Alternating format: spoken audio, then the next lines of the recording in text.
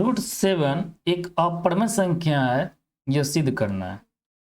√7 दे या √7 के जगह √5 दे दे, √3 दे दे, √11 दे दे, √13 दे दे, कुछ भी देगा ना, सबका एक ही तरीका है। इसे कैसे बनाते हैं, इसे जिस विधि से हम लोग प्रूफ करते हैं ना, उसे बोलते हैं कंट्राडिक्शन मेथड, यानी कि विरोधाभास विधि, यानी विरोध करते हुए बनाना।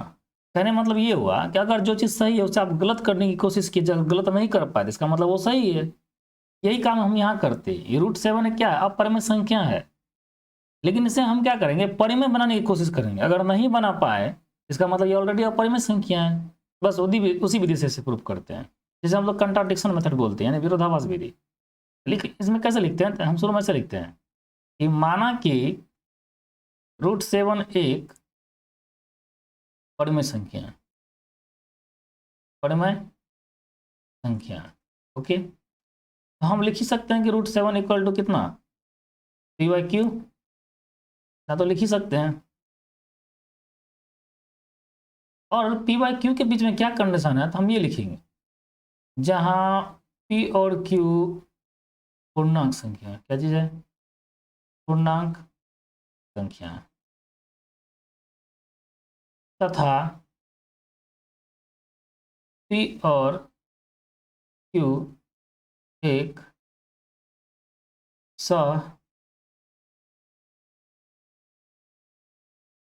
सहअभाज्य संख्या है। या ये भी लिख सकते हैं कि p और q का अवनिज गुणनखंड 1 है, या ये भी लिख सकते हैं कि p और q का HCF 1 है। सब एक ही बात है। स्क्वायर हटाने के लिए हम क्या करते हैं, सॉरी रूट हटाने के लिए हम क्या करते हैं, स्क्वायर करते हैं। रूट हटाने के लिए हम स्क्वायर करते हैं, इसलिए दोनों तरफ क्या करते हैं, वर्ग कर देते हैं। दोनों तरफ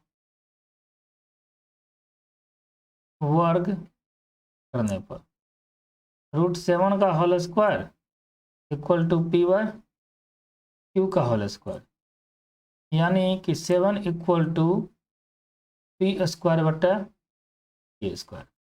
आप क्रॉस मल्टीप्लीकेशन कर दीजिए तो क्या लिखेंगे, 7q² इक्वल टू p² लिखेंगे। यानी कि दोनों वैल्यूम बराबर है, देखने से नहीं लगता है, लेकिन हमें देखने से नहीं जाना है, हमें देखना है कि दोनों मान में बराबर है ना, इसलिए बीच में बराबर का चिन्ह इस्तेमाल किया है। अगर बराबर का चिन्ह इस्तेमाल, इसके मतलब दोनों वैल्यूम समान है। 7 यहाँ पे दिख रहा है कि मल्टीप्लाई में 7 है, इसको 7 क्या कर रहा है, गुना कर रहा है, लेकिन यहाँ नहीं दिख रहा है। लेकिन नहीं दिखने का मतलब ये नहीं कि इसमें 7 नहीं है, 7 इसमें है। जिस तरह इसका एक फैक्टर 7 होगा, इसका भी एक फैक्टर 7 होगा, यानी 7 अगर इसको डिवाइड करता है तो 7 इसको भी डिवाइड करता है, इसमें कोई शक नहीं है। तो हम यही बात लिखते हैं कि चूंकि p² 7 से क्या है, विभाजित है, 7 से विभाजित है, इसमें कोई शक नहीं है, इसीलिए p भी 7 से विभाजित होगा। हम पिछले वीडियो में बताए हुए हैं कि किसी भी नंबर का स्क्वायर जब नंबर किसी नंबर से कटता है ना, तो उसका स्क्वायर रूट उस नंबर से डिवाइड होता है, अवश्य होता है। इसमें आप पीछे का वीडियो देख सकते हैं।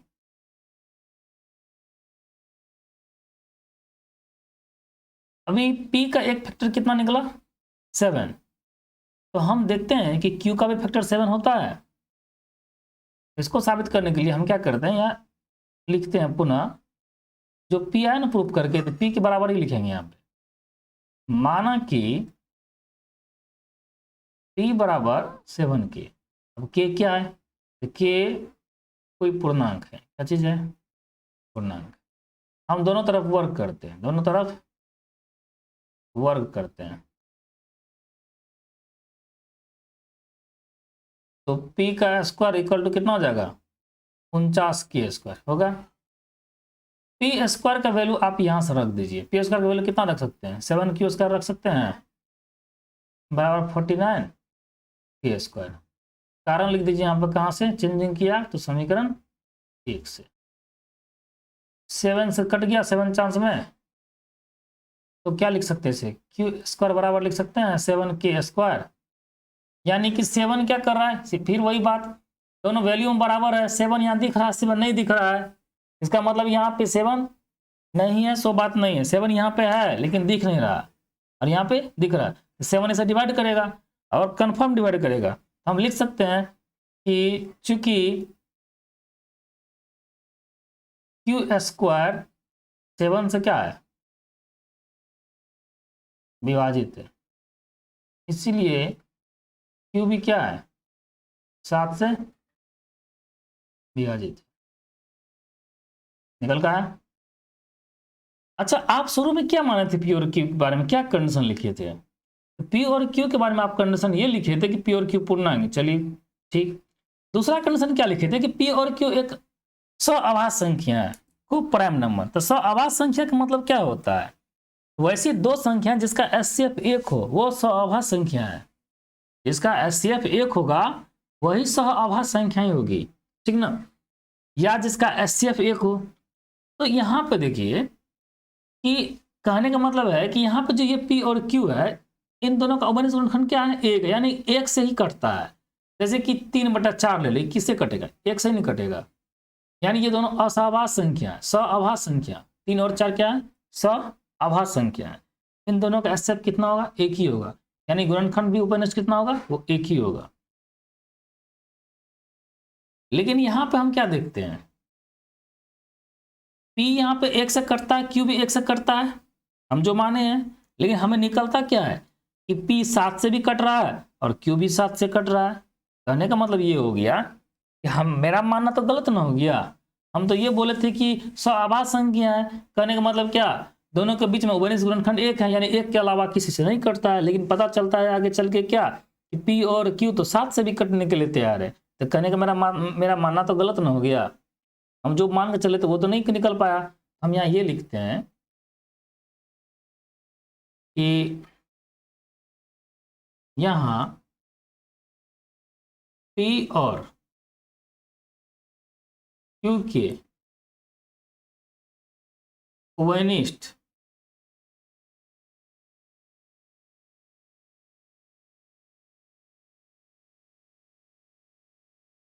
उभयनिष्ठ गुणनखंड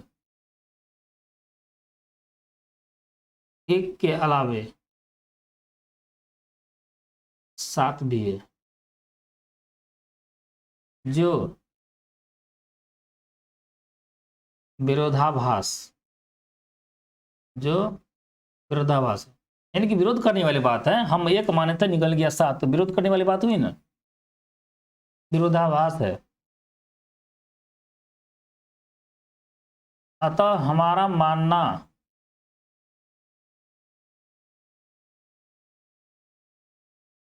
गलत है कि √7 एक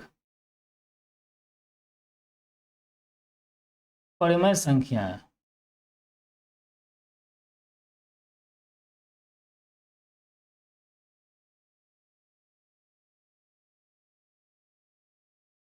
इसलिए √7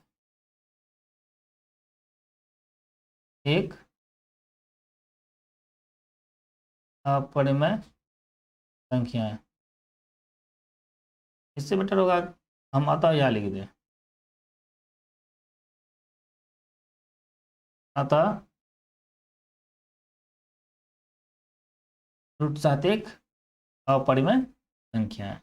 यानी हम इसे परिमेय बनाने की कोशिश किए, नहीं बना पाए, ऑलरेडी अपरिमेय संख्या है। आप किसी भी सवाल को ना इसी तरह प्रूव कर सकते हैं, इसमें कुछ और लिखने वाली बातें नहीं है, इतना सफिशियंट है। अब देखते हैं नेक्स्ट क्वेश्चन। यहाँ पे क्या दिया है कि सिद्ध करे कि 3 + 2 √5 एक अपरिमेय संख्या है। जहाँ पे √5 एक अपरिमेय संख्या है, यानी √5 के बारे में बता दिया अपरिमेय संख्या पहले से। अब एक बात बताइए, जब ये अपरिमेय संख्या है, सिद्ध करना है ना, तो क्या करते हैं, हम इसे परिमेय मान के बनाते हैं। हम इसे परिमेय बनाने की कोशिश करते हैं, नहीं बना पाएंगे तो ऑलरेडी अपरिमेय हो जाएगा। चलिए कैसे करते हैं। माना कि 3 + 2 √5 बराबर कितना, पी/क्यू। पी/क्यू के लिए हर बार वही कंडीशन लिखना होगा कि जहाँ पी और क्यू क्या है, पूर्णांक संख्या है। पी और क्यू पूर्णांक संख्या है तथा पी और क्यू का वैनिष्ठ गुणनखंड एक है, यानी एचसीएफ एक है, या आप ये भी बोल सकते कि ये पी और क्यू सआभाज्य संख्या है। तो हम ऐसे तो कर ही सकते हैं, 3 को उधर ले जाइए तो 2 + √5 बच जाएगा, तो सॉरी 2√5 बच जाएगा, p/q अब माइनस में कितना 3, 2√5 इक्वल टू कितना हो जाएगा, एलसीएम ले लीजिए, p - 3q अपन कितना q, ये 2 भी कहाँ जाएगा, नीचे आ जाएगा ना, √5 इक्वल टू कितना हो जाएगा, p - 3q अपन कितना 2q। एक बात बताइए, p और q क्या है, पूर्णांक संख्या, 3 भी क्या है पूर्णांक, q भी पूर्णांक है, तो पूर्णांक को पूर्णांक से गुना करने पे क्या मिलता है, पूर्णांक ही मिलता है। अच्छा, पूर्णांक में से पूर्णांक को माइनस करने पे क्या मिलेगा, पूर्णांक ही मिलेगा, यानी फाइनली हम बोल सकते हैं कि p - 3q एक पूर्णांक संख्या है। ठीक, यहाँ q पूर्णांक है, 2 भी पूर्णांक है, तो फिर 2 से q को गुना करेंगे तो क्या मिलेगा, हमें पूर्णांक संख्या ही मिलेगी। यानी कि ये वैल्यू नहीं, पूर्णतया प्रॉपर्टीज पर सवाल है, ये पूर्णांक के गुण पर सवाल है आधारित, यहाँ पे पूर्णांक संख्या के गुण पर बनता है ये सवाल, वैल्यूज नहीं चलता है। इसलिए हम p - 3q को क्या बोलते हैं, एक पूर्णांक संख्या है, 2q भी क्या है, एक पूर्णांक संख्या है। यानी जब पूर्णांक, ये भी पूर्णांक, ये भी पूर्णांक, तो कहने का मतलब पूर्णांक बटे पूर्णांक क्या मिलता है, हमें परिमेय मिलता है। तो दाहिना भाग तो आपका परिमेय हो गया, अब बायां भाग आपका क्या, अपरिमेय, क्योंकि ये बता रखा है कि √5 क्या है, ये बता रखा है कि √5 क्या है, एक अपरिमेय संख्या है, बता रखा है। तो कहीं अपरिमेय के बराबर परिमेय होगा, नहीं होगा, परिमेय के बराबर परिमेय तो नहीं हो सकता है, एक बगल अपरिमेय दूसरे बगल परिमेय, ये संभव नहीं है। देखिए यहाँ कैसे लिखते हैं, हम यहाँ लिखते हैं कि चूंकि p और q पूर्णांक संख्या है, इसीलिए p - 3q और 2q भी क्या है, एक पूर्णांक संख्या, ठीक ना। इसीलिए p - 3q बटा 2q क्या है, एक परिमेय संख्या, परिमेय संख्या। तो दाहिना भाग परिमेय हो गया, अब बायां भाग क्या है, अपरिमेय, ये बता रखा है, ठीक ना।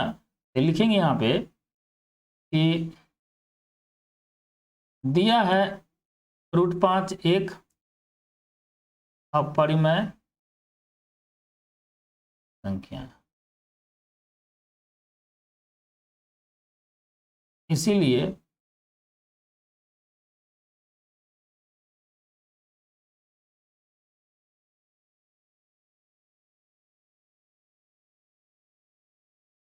तीन + 2√5 एक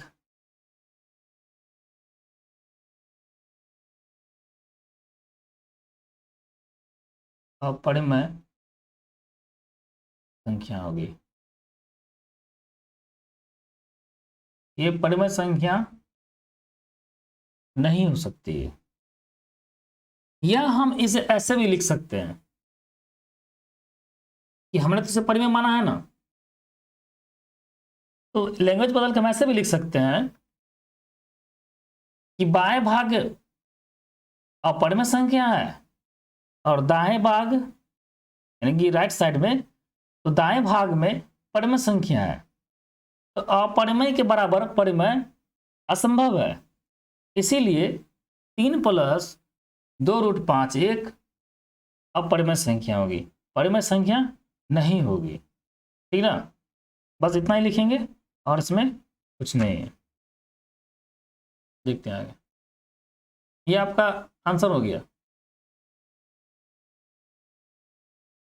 एक चीज और है सवाल में कि अगर आपको ये बता के ना दिया रहे कि √5 एक अपरिमेय संख्या है, तो आपको पुनः √5 को भी साबित करके दिखाना होगा कि अपरिमेय है, तभी आप ये सेंटेंस आगे लिख सकते हैं। अगर यहाँ √5 को आप नहीं दिखाइएगा अपरिमेय साबित करके, तो सवाल फिर गलत माना जाएगा। तो अक्सर सवाल में ऐसा दे दिया रहता है कि √5 एक अपरिमेय संख्या है, बता देता है, नहीं तो सवाल थोड़ा सा लंबा जाएगा, लेकिन तो आपको साबित करके दिखाना पड़ेगा। अगर अधूरा छोड़ते हैं तो गलत माना जाएगा। नेक्स्ट टॉपिक है कि परिमेय संख्याओं का दशमलव निरूपण। देखिए, परिमेय संख्या का दशमलव निरूपण ना दो तरह से होता है। एक तो होता है कि दशमलव के बाद अंक रुक जाए, एक होता है कि दशमलव के बाद ना कुछ खास अंकों का एक पैटर्न बन जाता है जिसका बार बार रिपीटेशन होता है, यानी दोहराता रहता है, दोहराता सेमी नंबर बार बार आएगा, सेमी नंबर बार बार आएगा। दो तरह से होता है। तो परिमेय संख्या एक दशमलव निरूपण दो तरह से। एक एग्जाम्पल लिख देते हैं, जैसे मान लीजिए सपोज दैट हम क्या करते हैं, 7 को 7/2 करते हैं, तो डिवाइड कीजिएगा ना तो 3.5 निकलेगा। तो डेसिमल के बाद क्या हुआ, 5 हो गया। ये भाग देना क्या हो गया, रुक गया ना, आगे तो नहीं दे सकते हैं। लेकिन इसी जगह आप 10 में 3 से भाग दीजिए तो आप 3.33 करते रह जाइएगा और ये कभी समाप्त नहीं होगा, ये चलता चला जाएगा। यहाँ पे क्या हो रहा है, यहाँ पर रिपीट नहीं कर रहा है, जो नंबर को आने, जो जिस अंक को आने का था वो आया, उसके बाद भाग खत्म। लेकिन यहाँ पे क्या होता है, भाग देना कभी बंद नहीं होगा, कभी भाग खत्म नहीं होगा। यानी कि 3 जो है ना बार बार आता है, 3 बार बार ये आते रहेगा, देते जाइए आप, ये बढ़ता चला जाएगा, कभी रुकने का नाम नहीं लेगा। तो इसी को क्या बोलते हैं हम लोग, शांत दशमलव प्रसार, और इसे क्या बोलते हैं हम लोग, अशांत दशमलव प्रसार। ठीक, अशांत में भी कैसा, अशांत में ये आवर्ती है, इसलिए हम लोग क्या बोलते हैं इसे, अशांत आवर्ती दशमलव प्रसार कहते हैं, पूरा नाम हुआ इसका। शॉर्टकट में हम लोग इसे अशांत करके भी काम चला लेते हैं। तो परिमेय संख्या का दशमलव प्रसार के अनुसार दो भेद, यानी दो भेद बोलिए, दो पार्ट बोलिए। दशमलव प्रसार के अनुसार परिमेय संख्या का दो भाग, एक शांत दशमलव प्रसार और एक अशांत आवर्ती दशमलव प्रसार। आवर्ती, आवर्त लगाने का मतलब क्या होगा, इंग्लिश में रैकरिंग बोलते हैं, तो ऊपर में लाइनिंग देते हैं, कैसे देते तभी लिखेंगे।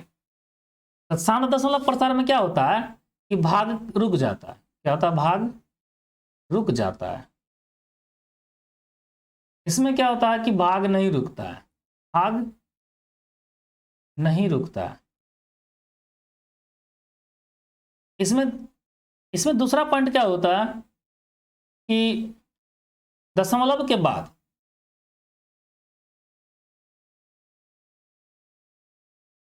दशमलव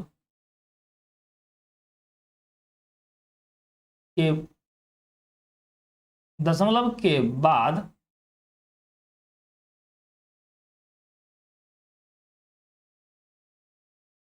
कुछ ही अंक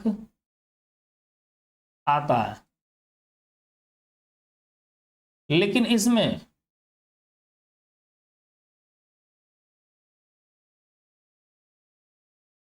दशमलव के बाद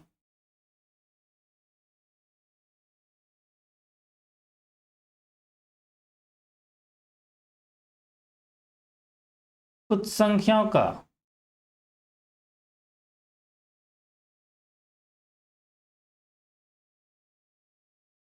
बार बार आना होता है। यानी मतलब क्या कि कुछ संख्याएं जो है ना बार बार रिपीट करते, बार बार सेमी नंबर, जैसे कि 3.333, तो क्या हुआ, 3 बार बार आने का काम कर रहा, बार बार आने का काम कर रहा। इसे में लोग क्या बोलते हैं, अशांत। जब कुछ नंबर आया, चाहे डिफरेंट ही का है ना, वो तरह तरह का नंबर क्यों नहीं, लेकिन कुछ 2 अंक 3 अंक 4 अंक आया, 5 अंक आया, उसके बाद रुक गया, उसके बाद हम भाग देना बंद कर देते हैं, नहीं लगता है, तो वो हो गया आपका शांत दशमलव प्रसार। जिसमें कभी नहीं रुकता है वो क्या हो गया आपका अशांत दशमलव प्रसार। ठीक ना। देखिए इसमें और क्या चीज करते हैं, लिखने का क्या तरीका है इसको, अशांत का।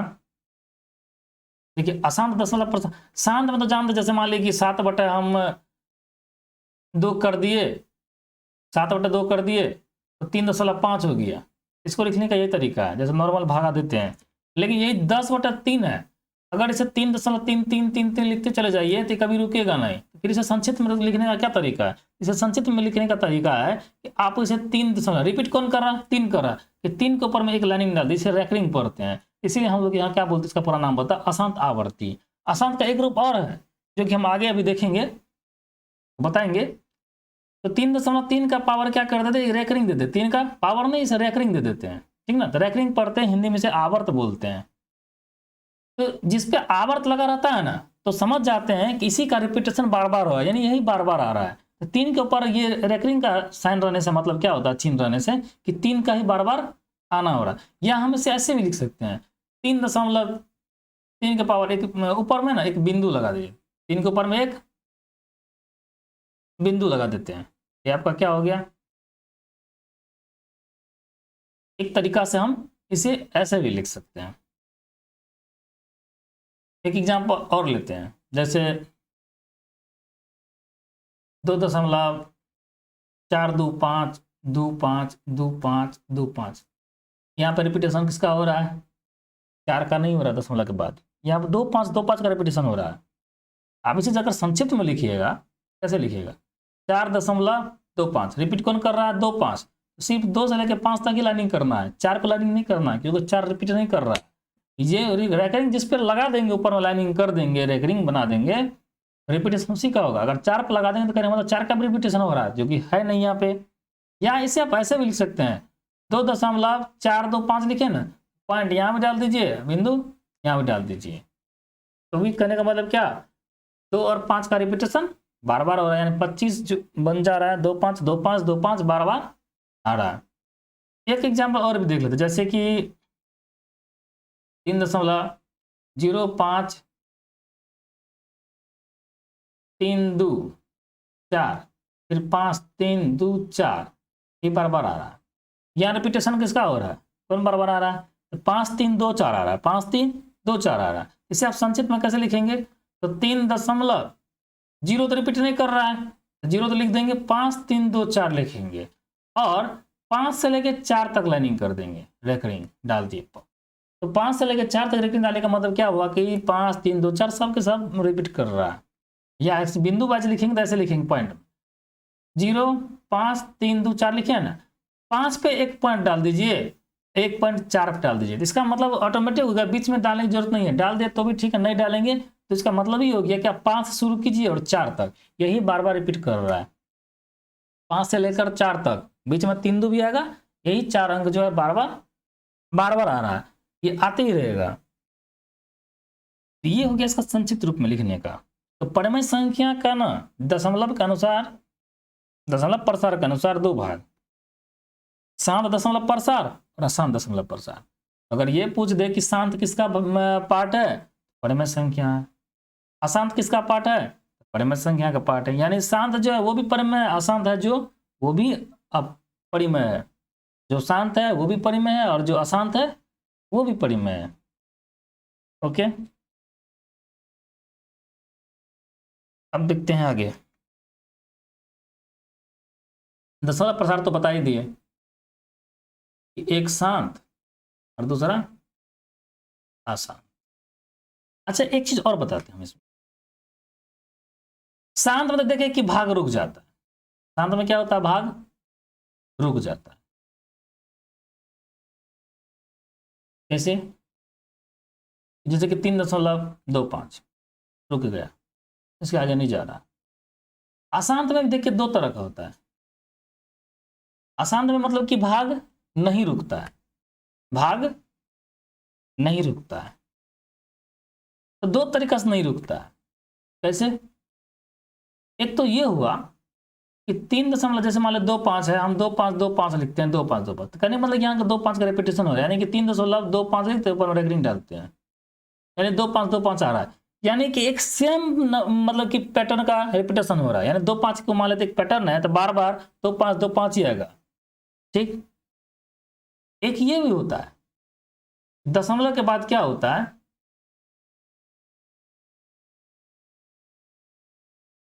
कुछ इस तरह से संख्या आती है, यानी 2.5 तो 5 तो हर बार है, लेकिन 2 की संख्या में क्या एक एक करके वृद्धि होती जा रही है। पहले बार 1 2 है, दूसरे बार 2 2 है, तीसरे बार 3 2 है, चौथा बार में 4 होगा, फिर 5 होगा, लेकिन 5 सेम टू सेम है, 5 में कोई वृद्धि नहीं हो रही है।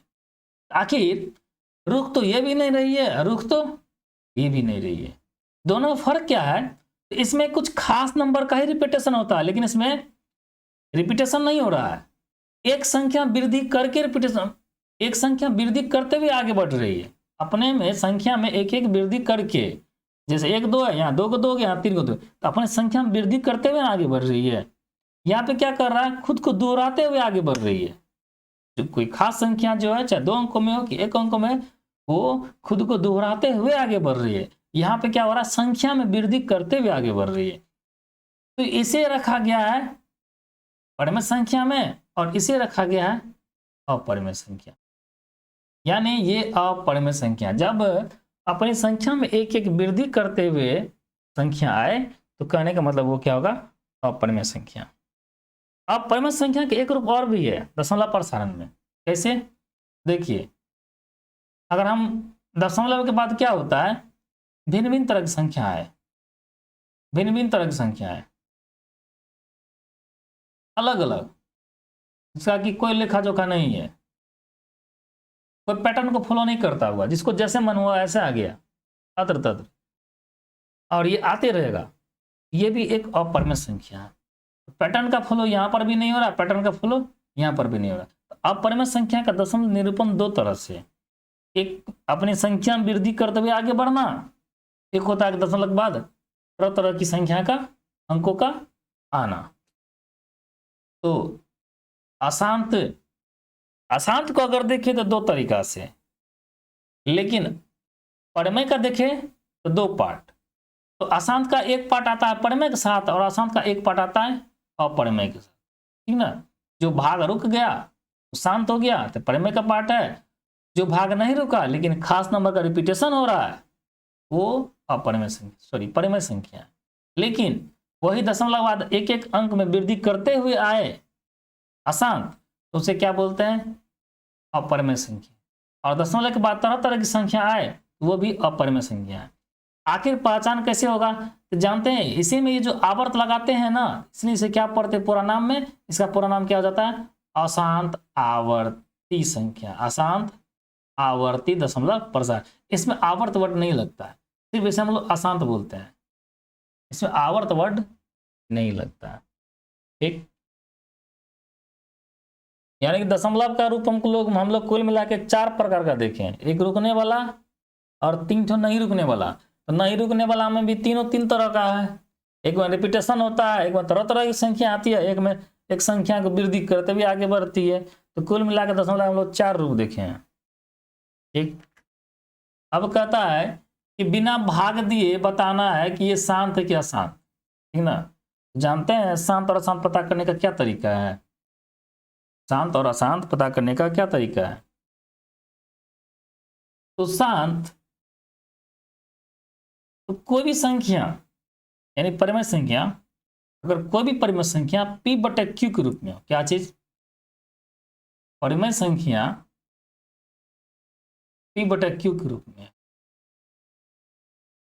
q के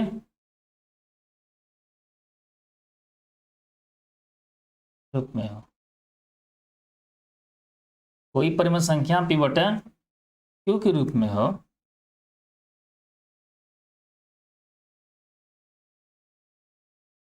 तथा q के अभाज्य गुणनखंड में, q के अभाज्य गुणनखंड में केवल 2 या 5 या दोनों का घात हो तो वह शांत होगा। शांत होगा मतलब कि शांत दशमलव प्रसार होगा, यानी उसको आप डिवाइड कीजिएगा ना, तो वो भाग कुछ अंकों के बाद खत्म हो जाएगा, चाहे 2 अंकों के, 3 अंकों के, दशमलव के 4 अंकों के बाद खत्म हो, लेकिन खत्म होना ही होना, उसका रुकना ही रुकना है, नहीं रुकेगा ये हो नहीं सकता है। यहाँ से ये इसे नोट कर लीजिएगा, इसे याद रखिएगा कि कहता है कि शांत पता करने के लिए क्या तरीका है। एक तरीका तो ये है कि आप 125 से इस 13 को डिवाइड कीजिए लॉन्ग प्रोसेस से और पता कीजिए कि भाग रुकता है कि नहीं रुकता है। तो इसी का एक शॉर्टकट क्या है कि 125 का हम आवाज गुणनखंड निकालते हैं। अगर आवाज गुणनखंड में केवल हम लिखे वर्ड, या तो केवल 2 हो यानी 2 के घात हो, या तो केवल 5 के घात हो, या तो 2 और 5 दोनों मिलकर आए, दोनों मिलकर घात हो, तभी वो शांत होगा। इसके अलावा कुछ कोई अदर नंबर नहीं रहनी चाहिए। अगर इसके अलावा अदर संख्याएं है, नंबर है, तो वो फिर शांत नहीं होगा। तो हमें कदा बिना भाग दिए बताना है ना, तो हम भाग देकर चेक नहीं करेंगे, तो हम इस मेथड पे से बनाने की कोशिश करेंगे। जैसे देखिए 13 बटे क्या है 120 है, अंश को कुछ करने बोला नहीं बोला है, अंश चाहे छोटी हो कि बड़ी हो, कैसनो हो, क्या कितना बड़ी क्यों नहीं हो, उसे सेम टू सेम ले देना, उसे हमें कोई छेड़छाड़ नहीं करनी है। 125 तो हर में है, हर का आवाज गुणनखंड करो तो 125 का कितना हो जाएगा, 5 गुने 5 गुने 5 होगा, करने वाला सिर्फ 5 आया ना, यानी कि 5 का पावर में आया, पावर में घात में हो गया। 3 तो 5 आया तो 5 का घात ही हो ना, तो केवल 5 ही है ना, केवल 5 होने की वजह से ये क्या हो जाएगा 13 बटे 125 शांत है। क्या चीज तो 13 बटे 125 शांत है। ओके, इसी प्रकार हम चेक करते हैं 129 बटे 150 का। तो अशांत होने का क्या कंडीशन है, ये तो शांत का लिख दिए, अशांत होने का क्या कंडीशन है, देखिए अशांत होने का क्या कंडीशन, बस सीधी सी बात है कि उसमें केवल हटा देते हैं। हम ये लिखते हैं कि परिमेय संख्या पी वाई क्यू के रूप में हो तथा क्यू के आवाज गुणनखंड में 2 या 5 या दोनों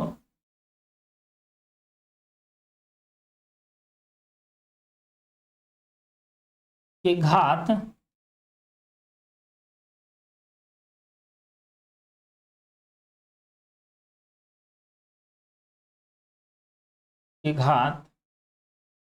के अलावे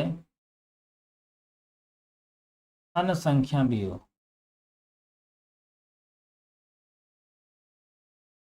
तो वह अशांत होगा।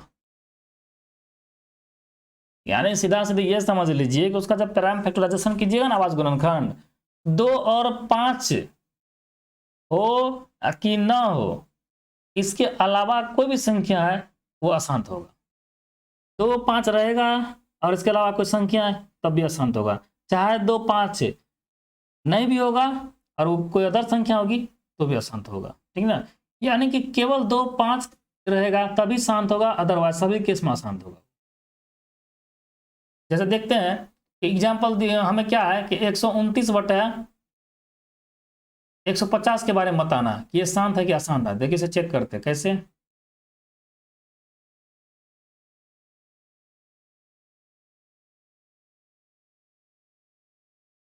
एक सौ उनतीस बटे 150, 129 को कुछ नहीं करना, इसके बारे में कुछ नहीं बोला है।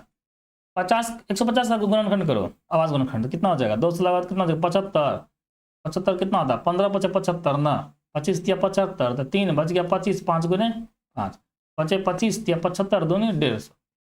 आप यहाँ देखिए 5 का घात है, 2 का घात है, तो 5 का घात तो इसे शांत बनाने के लिए सक्षम है, केवल 2 का घात भी इसे शांत बनाने के लिए सक्षम है, और अगर 2 और 5 मिलकर आता है तब भी इसे शांत बनाने में सक्षम है। लेकिन ये 3 आके क्या कर दिया, इसे डिस्टर्ब कर दिया है, शांत होने से शांत नहीं होने दिया, शांत दशमलव प्रसार नहीं होने दिया, 3 आके क्या कर दिया, इसे डिस्टर्ब कर दिया। इसी वजह से 129 बटे 150 क्या हो गया, अशांत दशमलव प्रसार, अशांत दशमलव प्रसार। ठीक ना, इसलिए 129 बटे 150 का क्या होगा, अशांत दशमलव प्रसार होगा। केवल इसके हर में अगर मान लीजिए कि ये 5 2 को 5 और ये 3 नहीं भी रहता, केवल 3 रहता, मान लीजिए कि यहाँ पे 129 बटे अगर सपोज डायरेक्ट कि 3 कर देता तो भी अशांत होता, क्योंकि 2 और 5 नहीं है, 2 और 5 के अलावा नहीं रहने के अलावा क्या है इसमें पे 3 है, 2 और 5 के अलावा कोई भी संख्या है कि तो उसे अशांत बनाने में मदद करेगी। ठीक ना, इसमें कुछ है नहीं, बस इसमें इतना सिंपल सा एग्जाम्पल है। अब कहता है कि इसका दशमलव प्रसार लिखिए। अब एग्जाम में या बुक में देखे होंगे कहता है कि पहले शांत पता कीजिए कि शांत है कि अशांत है। अगर शांत है तो दशमलव प्रसार लिखिए। तो ये सबके सब शांत है, ये भी शांत है और ये भी शांत है। ठीक, आप चेक कर लीजिए, ये शांत है। हम क्या करते हैं, इसे दशमलव प्रसार में लिखते हैं। तो दशमलव प्रसार में लिखने का मतलब क्या, दशमलव प्रसार का लिखना है मतलब क्या, 80 से 7 में भागा दीजिए। ठीक, जितना अंक तक में दशमलव के जितना अंक तक में कट जाए उतना अंक तक में आप इसे निकालना, चाहे दशमलव के बाद 4 अंक जाए कि 5 अंक जाए कि 6 अंक जाए, हमें उतना तक डिवाइड करके इसका एक्यूरेट आंसर लिखना है। लगभग में नहीं लिखना है, एक्यूरेट आंसर लिखना है। ठीक, ये हुआ तो लॉन्ग डिवीजन प्रोसेस। इतना टाइम थोड़ी ना कि भाग देने का, हम अपनाते कि कोई शॉर्टकट है कि नहीं। देखिए हम इसे क्या करते हैं, एक दिमाग लगाते हैं। हम इसे अगर 7 बटा लिखते हैं 10 गुना 8, तो जानते हैं कि आप 10 के घात से ना भाग देना बड़ी आसान है। जितना जीरो दशमलव को उतना पीछे कर जाइए। तो 10 से डिवाइड करना कोई बड़ी बात नहीं, 7 को 10 से डिवाइड कर देंगे। लेकिन डिस्टर्ब कौन करता है, 8। 8 के लिए मैं कुछ एक तरकीब निकालना होगा। देखिए कैसे, हम 7 बटा 10 तो लिखते हैं 8 को क्या लिख सकते हैं, 2 के पावर 3 लिख सकते हैं ना, लिख सकते हैं। ठीक, आप जानते हैं दशमलव लाने में कौन मदद करता है, 10 का घात। दशमलव 10 के घात की वजह से ही आता है। ये कैसे, और भाग देना भी आसान हो जाता है। यहाँ पे 2 के पावर 3 यानी 8 से भाग देना थोड़ा कठिन था। काश यहाँ पे क्या होता, 10 का घात होता 8 की जगह पे, जैसे यहाँ 10 है, यहाँ पर आता चाहे 10 होता, चाहे 100 होता, चाहे 1000, यानी 10 का घात होता, बहुत ही हम आसानी से इसे डिवाइड कर देते, दशमलव प्रसार इसका हम लिख देते हैं। हमें वही सोचना है, क्या हम इस 8 को 10 के घात में चेंज नहीं कर सकते हैं। देखिए कर सकते हैं। यहाँ पे 2 कितना बार है, 3 बार। आप 5 के पावर 3 से नीचे और 5 के पावर 3 से ऊपर गुना कर दीजिए, तो ये इजी हो जाएगा। देखिए कैसे, हम जानते हैं कि पीछे हम लोग पढ़े थे पिछले वीडियो में कि 1 0 किसकी वजह से होता है, तो 1 2 और 1 5 मिलता तो हमें 1 0 देता मल्टीप्लाई करके। अगर 2 को 2 और 2 को 5 मिल जाए तो आपको कितना दे देगा, कितना मिल जाएगा, 2 0 मिलेगा। अगर 3 ठो 2 और 3 ठो 5 आपस में मल्टीप्लाई हो, कितना 0 मिलेगा, 3 0 मिलेगा। यही कहानी है, 1 2 और 1 5 मिलके 1 0 देगा। 2 को 2 यहाँ पर, 3 को 2 है ना, 3 को 5 है ना, तो कहने का मतलब क्या देगा, 3 को 0 दे देगा। कहने का मतलब ये क्या बना देगा, हमें 1000 दे देगा ना। तो हम क्या करते हैं, यहाँ इक्वाई करते हैं। 5 के पावर 3 कितना होता है, 125। 125 को 7 से गुना कर दीजिए। 125 को 7 से गुना कर दीजिए, कितना हो जाएगा, 7 पंचे 35, 12 7 84, 3 87 हो जाएगा ना, 875 बट कितना, 1 0 यहाँ से पहले से, यहाँ पर 3 0 है, तो कितना हो जाएगा, 4 0। अब इसे डिवाइड कर दीजिए। 4 0 है तो दशमलव कितना अंक पीछे, 4 अंक पीछे, 1 2 3, 3 अंक तो हो गया, चौथा नहीं तो 0 डाल देंगे। तो 5 1 हो गया, 2 हो गया, 3 हो गया, चौथा नहीं डाल दीजिए, दशमलव डालिए। और यहाँ पे क्या करते हैं, कुछ नहीं है तो हम 0 डाल देते हैं। ये आपका क्या हो गया, आंसर। हम लॉन्ग प्रोसेस से बच सकते हैं, ये शॉर्टकट है आपका जाने का। जैसे कि 9 बटा 25 है, तो 9 बटा 25 को कैसे चेंज करेंगे, तो हम क्या लिख सकते हैं, 9 बटा लिख सकते हैं 5 गुना 5। कहने का मतलब कितना हो जाएगा, 9 बटे 5 का स्क्वायर हो जाएगा। तो 5 को हम 10 में तो कन्वर्ट कर ही सकते हैं। आप 10 देखिए बना सकते हैं किसको, या तो 2 को आप 10 बना सकते हैं, या तो 5 को आप 10 बना सकते हैं। किसी नंबर को 10 नहीं बना दीजिएगा। तो कोई आप 10 में कन्वर्ट कर सकते हैं और 5 को ही आप 10 में कन्वर्ट कर सकते हैं, किसी और नंबर को नहीं कर सकते हैं। तो 5 के पावर 2 है ना, तो 2 के पावर 2 से नीचे कर दीजिए, 2 के पावर 2 से ऊपर कर दीजिए। ऊपर कितना जगह, 2 के पावर 4, 4 में 36। यहाँ कितना हो जाएगा, 2 को 5, 2 को 2 है, 2 को 2 है ना, तो कहने का मतलब क्या, हमें 2 को 0 मिल जाएगा, यानी कि 100 मिल जाएगा। और 1 पर 2 0 मिलेगा, 100 मिलेगा। ठीक, तो 100 से भागा देना ईजी है। 2 को 0 है तो 0.2 अंक के बाद 0.36, ये आपका क्या हो गया आंसर, ये आपका आंसर हो गया। हम किसी भी सवाल का दशमलव प्रसार है ना इस तरह निकाल सकते हैं। लॉन्ग प्रोसेस तो है ही, तो लॉन्ग प्रोसेस में टाइम टेकन होगा, ये क्या है, शॉर्टकट है। तो आज के लिए इतना ही, थैंक यू। आप इस चैनल को सब्सक्राइब कीजिएगा, लाइक कीजिएगा और शेयर कीजिएगा। हम नेक्स्ट प्रॉब्लम या टॉपिक नेक्स्ट वीडियो में देखेंगे।